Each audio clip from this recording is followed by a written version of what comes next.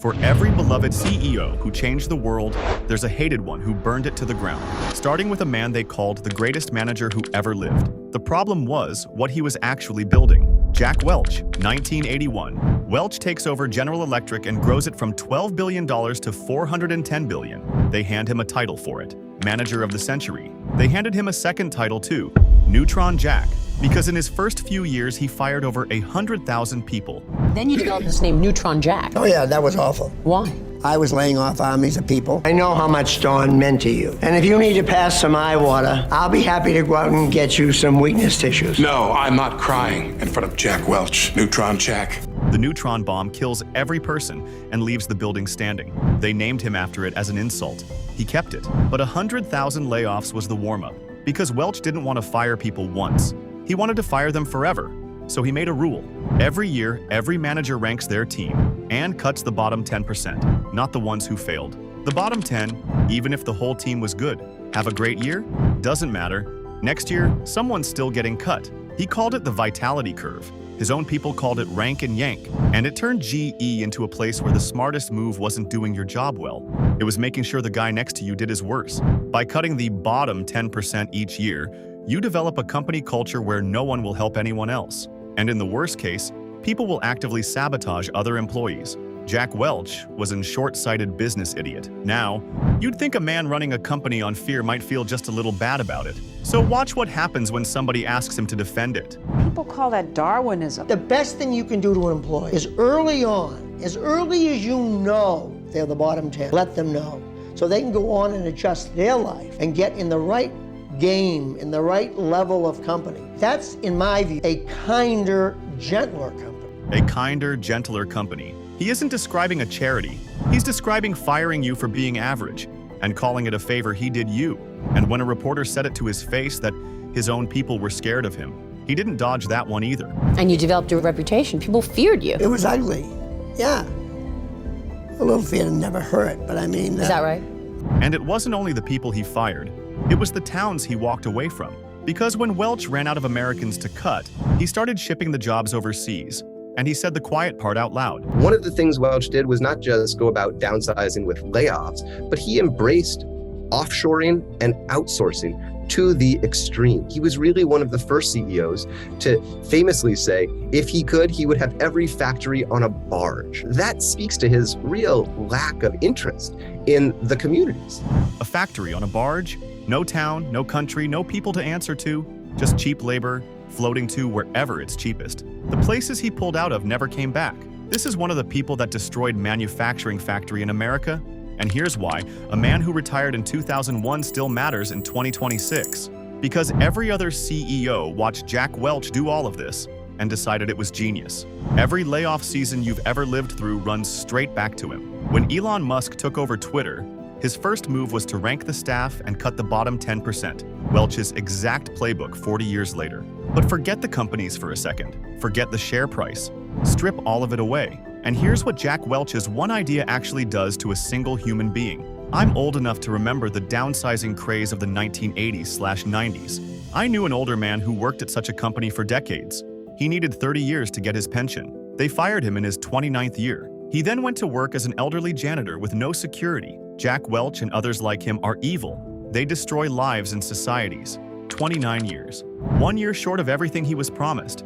And then a mop. That's not a side effect of the system. That is the system. So after the layoffs, the gutted towns, and the planes, did he ever flinch? Did he ever wonder, even once, if he'd taken it too far?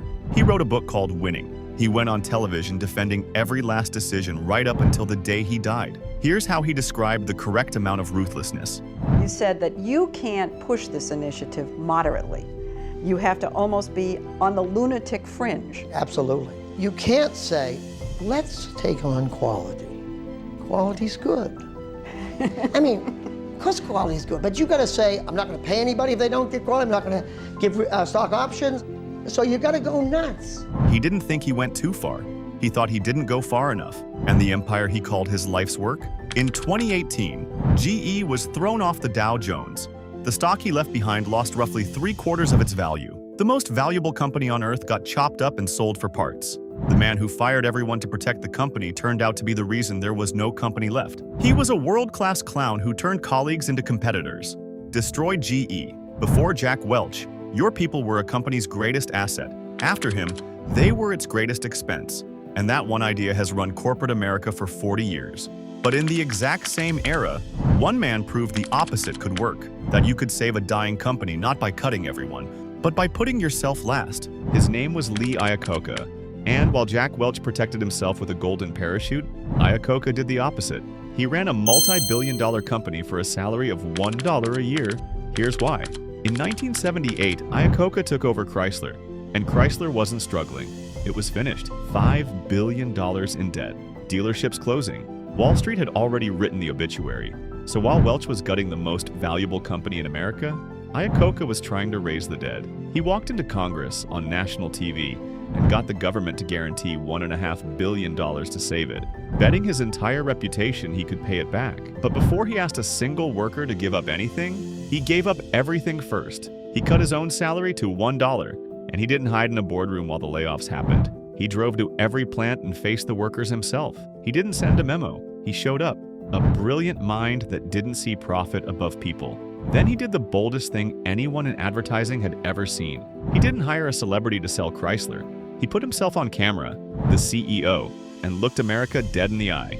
If a manufacturer doesn't have enough confidence in the quality of what he makes, he doesn't have the right to ask you to buy it. If you can find a better car, buy it.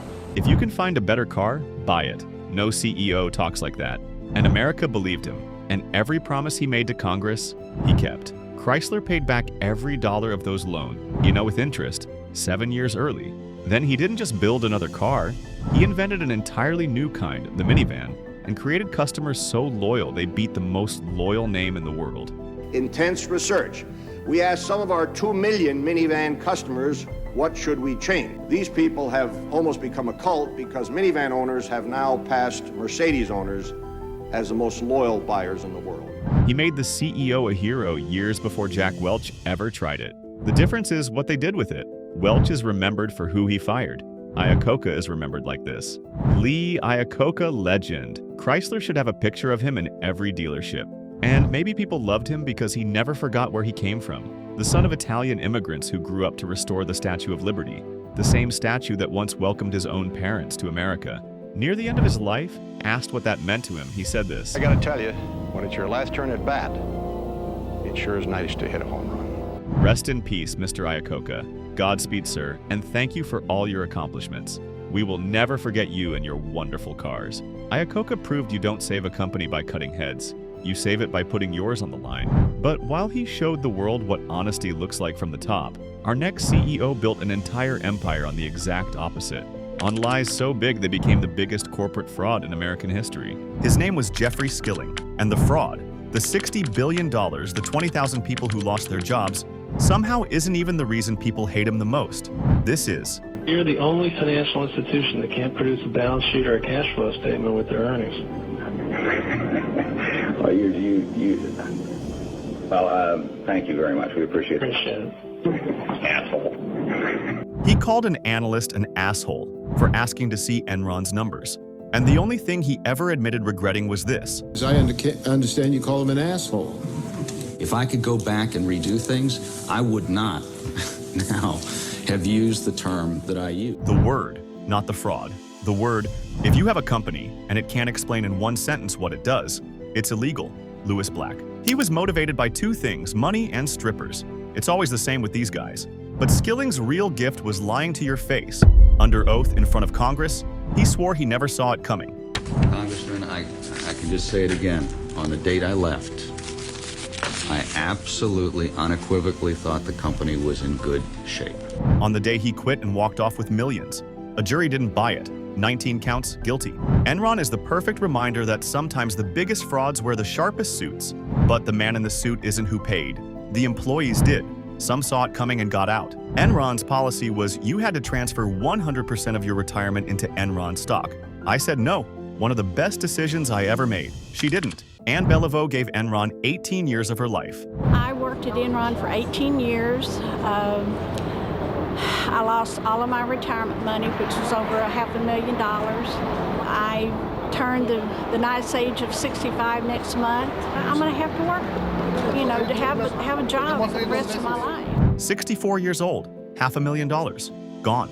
And the only thing that gave her any peace. And when I see him going off to prison, that will be closure for me. Skilling went to prison, but while he proved that brilliance without a conscience burns everything down, our next CEO proved the most powerful force in business is the one thing Skilling never had: empathy. They said Satya Nadella was too quiet, too soft, too boring to run Microsoft. Then he built it into the most valuable company on earth, using a single word he learned at a job interview in 1992. So I went through this interview, and so this guy sort of says, hey, here's a question for you. You're at the crossroads, a baby falls and is crying. What'll you do? And I say, wow. I sort of really thought about it for a few minutes, and then I said, I'll go to the phone booth and call 911. This was pre-smartphone.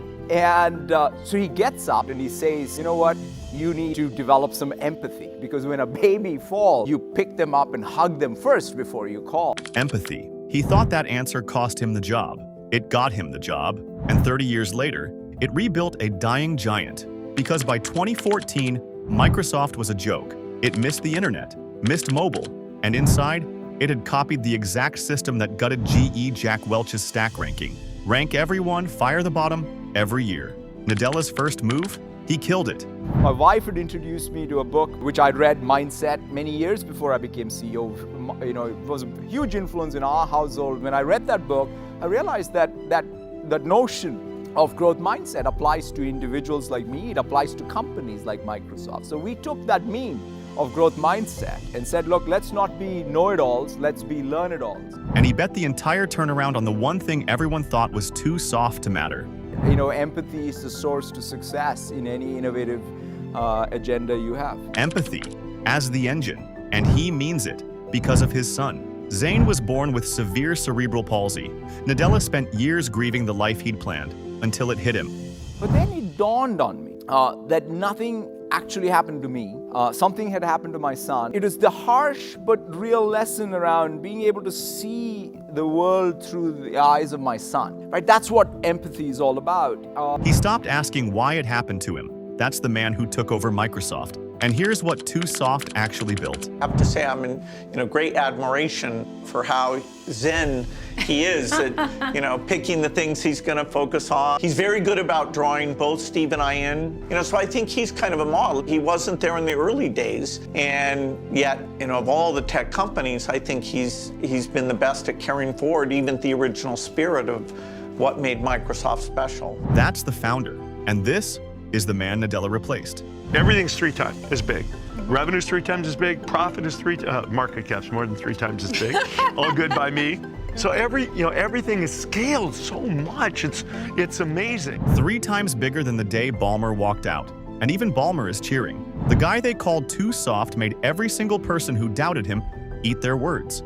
My 2 biggest investment mistakes: selling my Microsoft shares and then selling the shares I bought back in 1991, right before Satya took the reins, because it was dead money for 10 years. Since Satya Nadella stepped in, he is the best Microsoft CEO ever had. If a guy who wins by being kind is your kind of story, hit subscribe. The back half of this list is the wildest part, because Nadella built an empire on empathy and truth. Our next CEO built one just as big on a total lie. She faked everything about herself, starting with her own voice.